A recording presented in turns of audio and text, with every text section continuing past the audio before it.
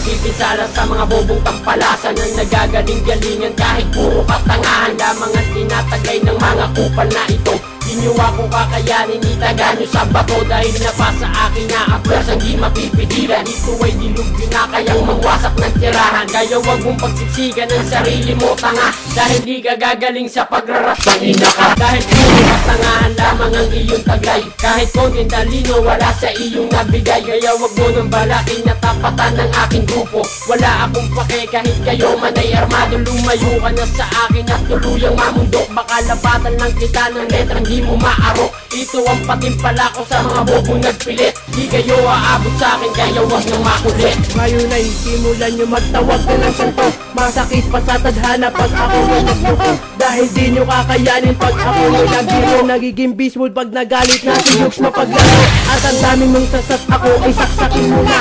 Bakit di mo magawa? Halika na tangina ka. Huwag mo akong yabangan, may alaga kang tanga. Baka pas langin ko yan para ngayon may lamay na. Kaya mag-isip ka muna bago sa akin tumapat. Uubusin ko kayo kahit kayo ay naming apat. At ngayon pa lang ay magdasal-dasal ka na. Magtawag pa ng 10 kahit pa naging 5. Tatapusin ko na rin ang mga inyong palabas. Di pa nagsisimula, maaga nang magwawakas. Ako ang siyang alas, patay sa kailang iyong hari. Pas lang sa kay lahat, magtawag ka pa na pare. Pag